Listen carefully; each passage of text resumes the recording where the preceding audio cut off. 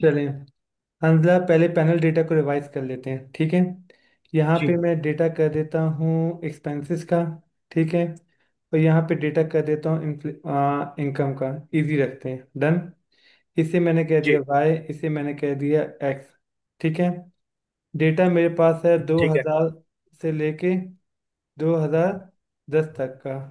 इसे मैं कह देता हूँ ईयर्स, ठीक है।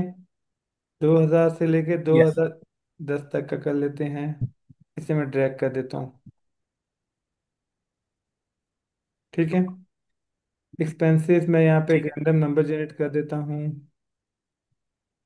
रैंडम ट्वीन 35,000 टू 55,000, ठीक है। ये एक्सपेंसेस का डेटा आ गया। और यस। इनकम भी यहाँ पे कर देता हूँ रैंडम बिटवीन 75,000 टू 1 लाख।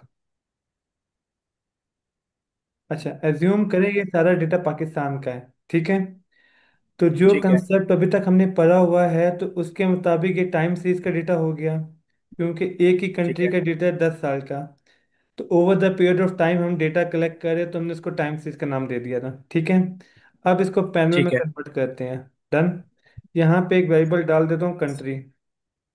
अच्छा, मैं एक काम करता हूँ, इनको ऊपर ले जाता हूँ, इनको डोनेशन दे देता हूँ। इसका नाम है सी, और इसका नाम है टी, टाइम, ठीक है। सी और टी का नाम दे देता यस। हूँ, ठीक है।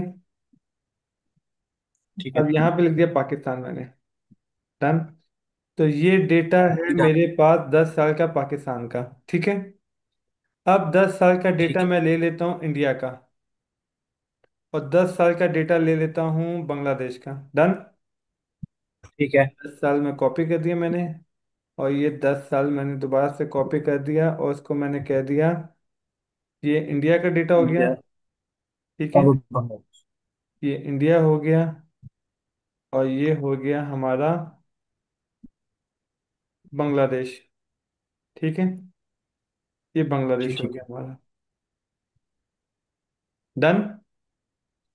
डन। अब इसको, इन दोनों को मैं ड्रैग कर देता हूँ, ठीक है। इन्हें कॉपी पेस्ट कर देता हूँ कि बार बार वैल्यू चेंज ना हो, जी। ठीक है।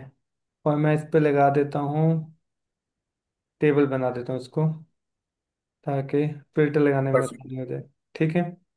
एक काम करते हैं, अब मैं सबसे पहले पाकिस्तान का डेटा ले आता हूँ, ठीक है। ये देखें, ये जी। पाकिस्तान का डेटा है, दिख रहा होगा आपको, डन। यस। अब अगर मुझे पाकिस्तान पे लीनियर रिग्रेशन लगाना है, डिपेंडेंट वेरिएबल है वाई, इंडिपेंडेंट है एक्स, इनकम इंडिपेंडेंट है, एक्सपेंस डिपेंडेंट है, ठीक है।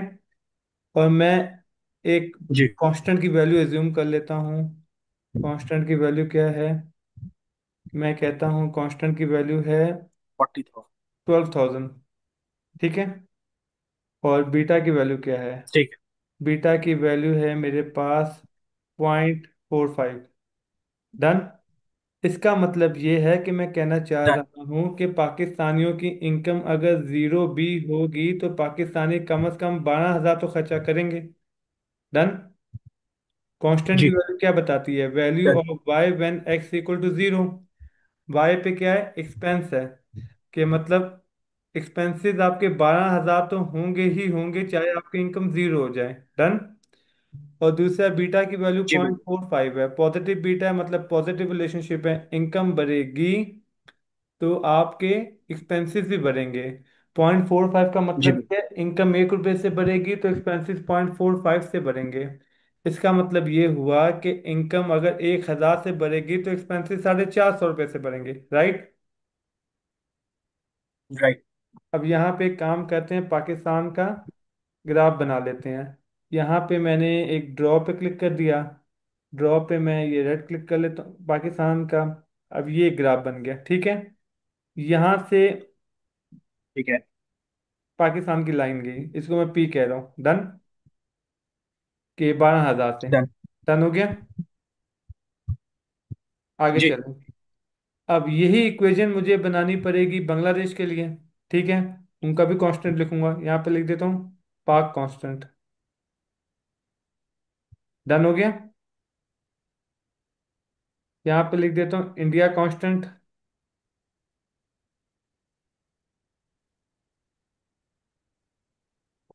इंडिया का बीटा। और यहाँ लिख देता हूँ बांग्लादेश कांस्टेंट और बीटा। इसका मतलब है अब मैं इंडिया का डेटा रन करता हूँ। ये मैंने पाकिस्तान का डेटा डेटा हटाया और इंडिया का डेटा लगा दिया। तो इंडिया का मैं डेटा रन करूँगा, उसका कांस्टेंट कैलकुलेट करूँगा, उसका बीटा कैलकुलेट करूँगा। उसके बाद फिर मैंने रन कर दिया बांग्लादेश का डेटा, और फिर बांग्लादेश का कांस्टेंट और बीटा कैलकुलेट कर लिया। 3 दफ़ा लीनियर रिग्रेशन जी। रन हुआ, हमने तीनों को अलग अलग कंसीडर किया। यहाँ तक लॉजिक समझ में आ रही है? Yes sir. ठीक है। अब पॉइंट ये, जब आपने तीनों को अलग अलग रन कर दिया तो इन तीनों का एक साथ होने का कोई फायदा नहीं था। आपने इसको पैनल में कन्वर्ट क्यों किया जब आपने इसको 3 डेटा सेट में कंसीडर करना था? ये बात समझ में आ गई? जी। अब हम एज्यूम करते हैं तीनों का सेम बीटा है। ठीक है, इंडिया का बीटा भी 12,000 आ गया और 0.45 आ गया बीटा। बांग्लादेश का भी 12,000 आ गया और इनका भी 0.45 आ गया। तो बताएं क्या तीनों का कांस्टेंट और तीनों का बीटा सेम है? अंजला, जी। तीनों का कांस्टेंट और तीनों का बीटा सेम है? जी। इसका मतलब ये है कि आपको पूल रिग्रेशन लगा देना चाहिए। यही कांस्टेंट यही बीटा इनको रिप्रेजेंट कर रहा है, इनके थ्रू आप इनकी प्रिडिक्शन कर सकते हैं। तो आपने सेम कांस्टेंट और सेम बीटा यूज करना है। यहाँ तक लॉजिक समझ में आ गई? जी। कोई कंफ्यूजन है यहाँ तक? नो। अच्छा, दूसरी पॉसिबिलिटी क्या हो सकती है? दूसरी पॉसिबिलिटी ये हो सकती है कि बीटा तीनों का अलग अलग हो। क्या मतलब हुआ? कि पाकिस्तान का बीटा 12,000 है, ठीक है, इंडिया का बीटा है 8,000, कांस्टेंट सॉरी, और बांग्लादेश का कांस्टेंट है 15,000। डन हो गया। जी डन हो गया। मैं फिर से रिपीट कर रहा हूँ, पाकिस्तान का कांस्टेंट कितना है? 12,000। 12। इंडिया का कांस्टेंट क्या है? 8,000। और बांग्लादेश का कांस्टेंट क्या है? 15,000। जी। हंसला, यहाँ तक बात क्लियर है?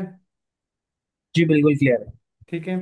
अब हम करते क्या है, हाँ, इसको 16,000 कर देते हैं, काम करते हैं, इसका 16,000 कर देते हैं। 8,000, 12,000 और 16,000। डन हो गया, आगे मूव करें। डन हो गया। जी। तो इंडिया का बीटा कांस्टेंट 8,000 का मतलब क्या हुआ कि इंडिया के लोगों की अगर इनकम जीरो होगी तो उनके मिनिमम खर्चे कितने होंगे? 8,000। और बांग्लादेश वालों की इनकम जीरो होगी तो उनके मिनिमम खर्चे कितने होंगे? 16,000। 16,000। अब एक काम करते हैं, शीट पे आते हैं। पाकिस्तान का 12,000 था ना, इंडिया का कितना? 8,000। जी। Same line 8,000। बनेगी, लेकिन कांस्टेंट जी नीचे से आ जाएगा। और बांग्लादेश की भी बिल्कुल। सेम लाइन बनेगी। ये बात समझ में आ गई? Constant sir. जी। उसकी वजह, अच्छा, बांग्लादेश की लाइन एक काम करते हैं, किसी और कलर की बना देते हैं, येलो कलर की बना देते हैं, या किसी अब देखें लाइन सेम है क्योंकि तीनों का बीटा सेम है। फर्क कहाँ पे आ रहा है? हम्म।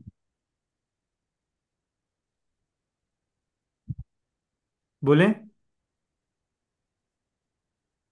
सर एक की 8,000 है, एक की 12, एक की 16। फर्क कांस्टेंट में आ रहा है, तीनों का बीटा सेम है, पर फर्क कहाँ पे आ जी। रहा है? कांस्टेंट पे आ रहा है। यहाँ तक डन हो गया? कांस्टेंट। यस।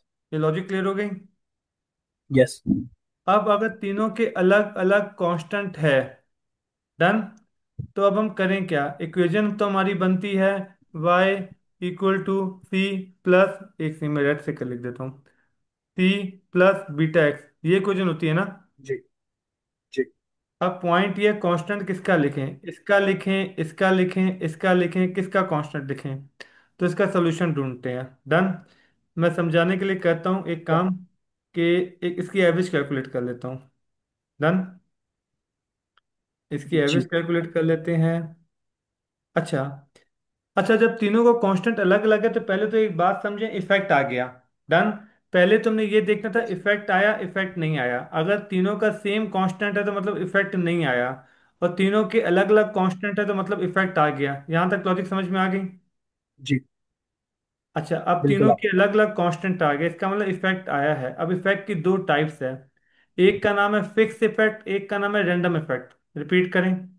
रैंडम। पहले का एक का नाम नाम क्या है था? फिक्स्ड इफेक्ट और दूसरे का नाम है रैंडम। हाँ, लिख देता हूँ। एक का नाम है फिक्स इफेक्ट, फिक्स इफेक्ट, और दूसरे का नाम क्या है? Random effect. Random effect. इन दोनों में से कोई एक यूज करेंगे। अब फर्क क्या है इन दोनों में? Random effect. ठीक है। अच्छा, अब मजे की बात है, पहले तो हम इस वर्ड को समझते हैं कांस्टेंट अलग अलग आया क्यों है। उसकी वजह तीन डिफरेंट वर्ड क्या है, तो हेट्रोजीनिटी होगी।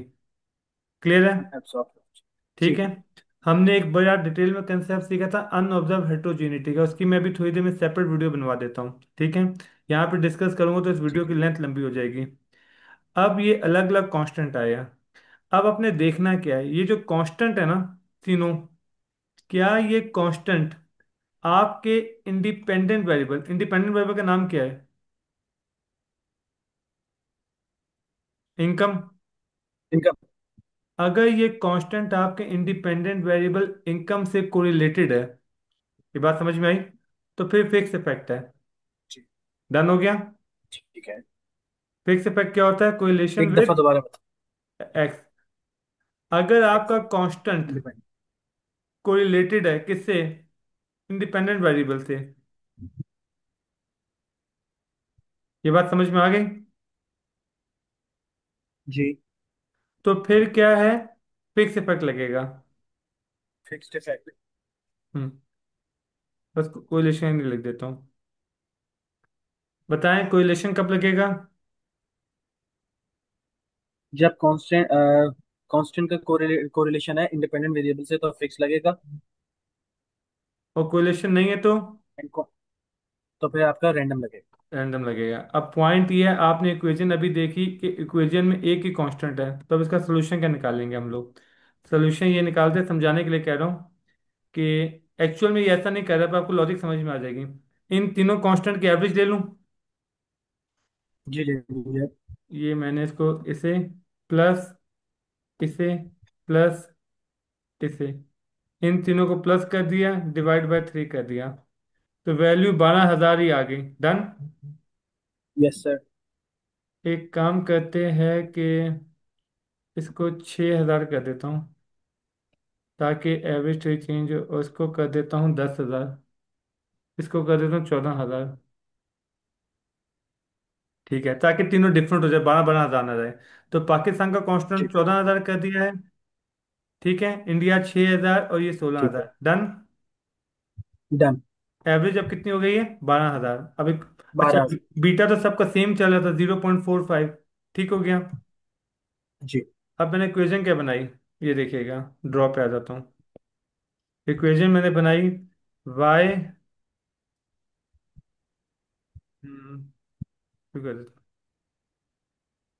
Y equal to C plus H plus beta x. Beta done हो गया?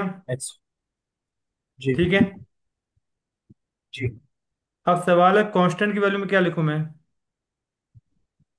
12,000। 12,000 परफेक्ट हो गया। 12,000। एच को भी रहने देते हैं। ठीक है। बीटा में क्या लिखूंगा? ठीक है।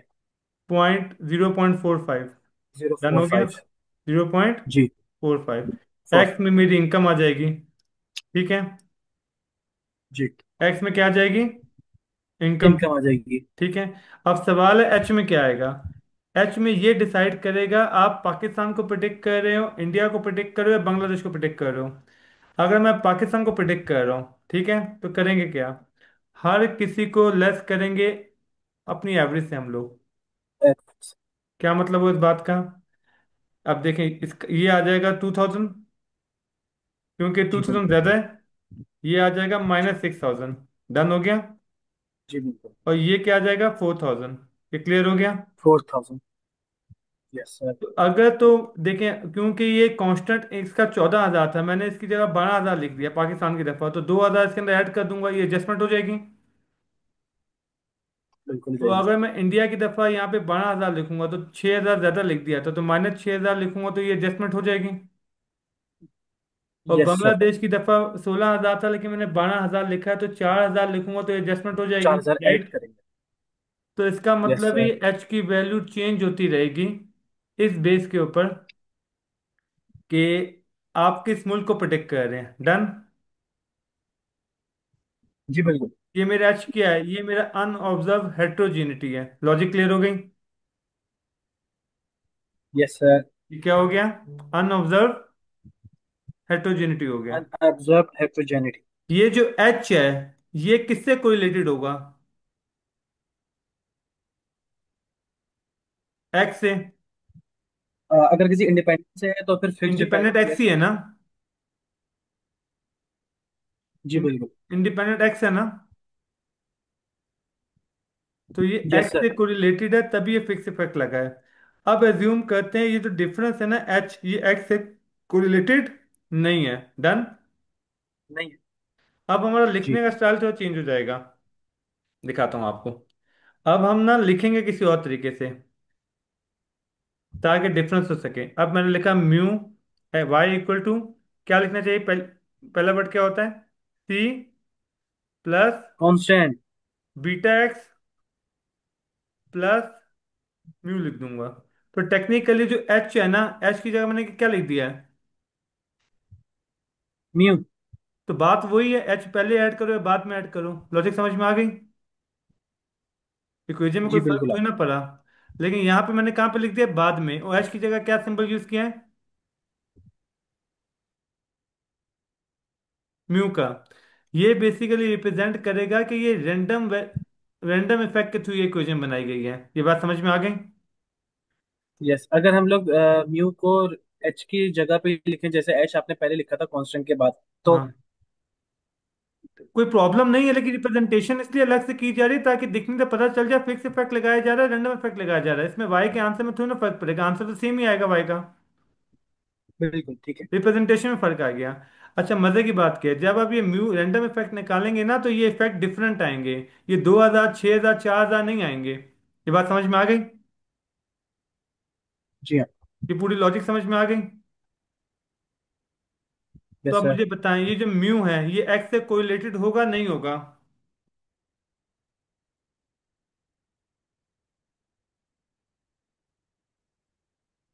हंसला बताएं। म्यू एक्स से कोरिलेटेड नहीं है। हाँ, तभी तो हमने रैंडम लगाया है। ये बात समझ में आ गई। जी बिल्कुल। ये पूरा यस। Concept clear. अच्छा, मजे की बात क्या है, अगर तीनों का सेम कांस्टेंट होता तो फिर क्या लगाते।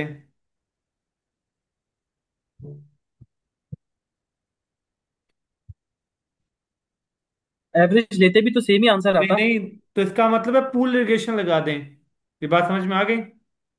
जी। तो हमारे पास तीन ऑप्शन हो गए। अगर सेम कांस्टेंट है, सेम बीटा है, तो पूल इरिगेशन। अगर डिफरेंट कांस्टेंट है, सेम बीटा है, तो फिर दो ऑप्शन है, फिक्स इफेक्ट, रैंडम इफेक्ट। अगर वो अनऑब्जर्व हेट्रोजेनिटी मेरे इंडिपेंडेंट से कोरिलेटेड है तो फिक्स इफेक्ट, और कोरिलेटेड नहीं है तो random random effect. Effect. Done हो गया। डन हो गया। अब सेकंड वीडियो में ये सीखते हैं कि इन सब को रन कैसे करना होता है। तीसरे में ये सीखेंगे डिसाइड कैसे करना है कि कौन सा इफेक्ट यूज होगा। क्लियर है। Yes sir. इस वीडियो में कोई क्वेश्चन है या नेक्स्ट वीडियो स्टार्ट कर दूं। मेरी तरफ से नहीं। अच्छा अच्छा, ये मीटिंग खत्म होने में सिर्फ 2 मिनट रह गए हैं, मैं आपको न्यू लिंक भेज रहा हूँ, ठीक है। ओके।